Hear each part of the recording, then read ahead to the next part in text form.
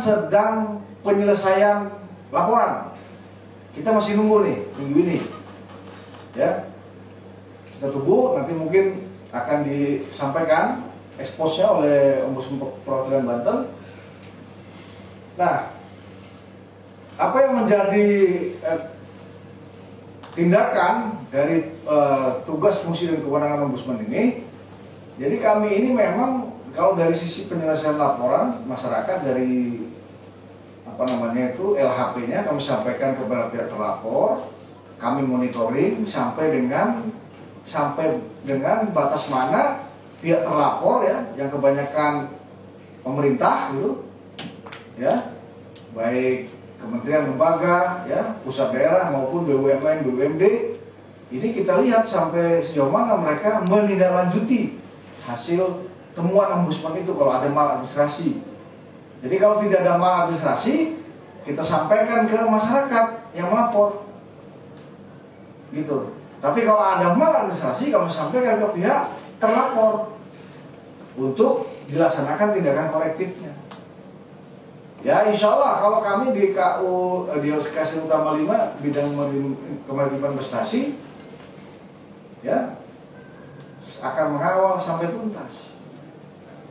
Bahwa jika mana tidak tuntas dalam pengawalan penyelesaian laporan itu ke pihak terlapor, nanti akan kita tindak lanjuti ke bidang resolusi monitoring guna terbit rekomendasi bila tidak dilaksanakan juga, ya, dugaan maladministrasi pembuktian tindakan maladministrasinya itu.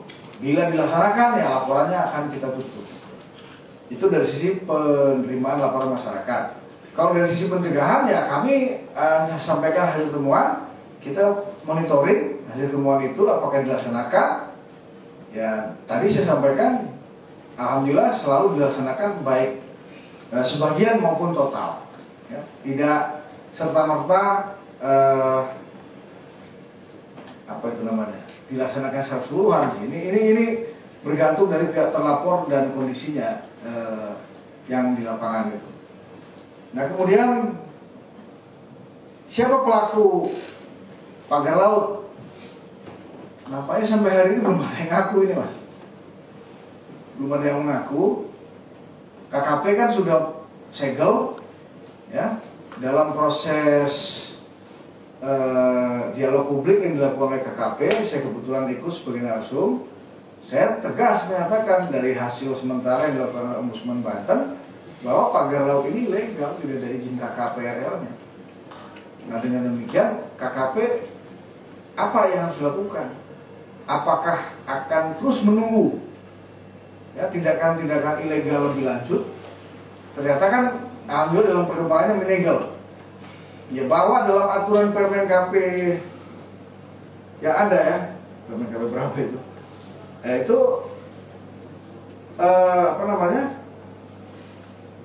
penyegelan itu sampai dengan 20 hari. Bila tidak ada melapor, maka akan dimusnahkan. Tapi tidak dimusnahkan seluruh karena perlu juga untuk barang bukti. Ya, karena kalau nanti dalam perkembangannya ditemukan misalnya, baik, kalau dia melapor kayaknya nggak ada yang ngaku, kira ya. Nah, kalau dalam perkembangan ternyata ada temuan, ya, siapa pelakunya, ini bisa saja berkembang tidak saja sanksi administrasi tapi juga pidana. Makanya itu perlu menjadi barang bukti. Dan alhamdulillah terjadi satu perintah dari Presiden, ya, kemudian terjadi keselarasan antara TNI Angkatan Laut dengan KKP untuk mengamankan kasus pagar laut di Banten. Meski demikian, ada peristiwa-peristiwa lain di Bekasi, berlanjut juga di Jakarta juga. Nah, ini kan yang menjadikan satu dasar bagi kami bidang kemaritiman dan investasi di Ombudsman untuk menjadikan kasus tersebut, ya, tata ruang laut ini menjadi kajian sistemik. Karena tersistem ini sepertinya polanya tuh. Tidak saja terjadi di Jawa, tapi juga dari Sabang sampai Merauke. Dengan keberagaman peruntukan, baik untuk permukiman, untuk bisnis, wisata, untuk bisnis tambang, untuk bisnis pelabuhan, komoditi pertanian, perkebunan, bahkan pertambangan dan lainnya. Nah gitu. Jadi kasus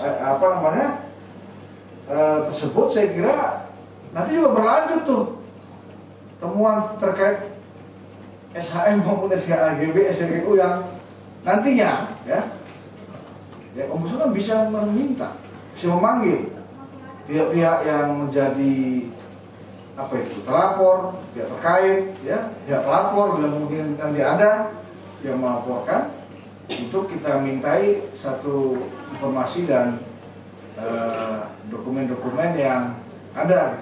Kalau memang ternyata ada SHM, SHGB, SRGU yang terbit, ya ini kan nanti akan kita cek apakah sudah ada melalui izin KKPRL. Kalau itu masuk wilayah perairan, gitu. Kami saat ini sedang menangani satu laporan yang sudah terbit LHP terkait persoalan SHM yang terbit di wilayah perairan. Tapi ini karena bukan satu hasil kajian atau investigasi, ini kasus yang private, jadi kita belum bisa mempublikasikan, ya, gitu. Ya, tidak tanggung-tanggung sih yang terlibat di dalam kasus ini, ya. Nantilah ada topik berikutnya. Ya, jadi itu yang saya maksud bahwa ini kasus yang tadi. Kenapa demikian? Karena memang ternyata tidak cukup daratan saja yang menjadi objek perebutan wilayah, tapi juga perairan. Tadi ya, dulunya pagar makan tanaman, masuk hutan, ya, sampai konflik dengan satwa, dengan harimau, dengan gajah, dengan babi hutan dan lain. Sekarang konflik dengan nelayan, termasuk ikan-ikan dan kepiting, ikan ya nanti mungkin akan hijrah ke mana lagi, gitu. Karena luas perairan kita semakin terancam.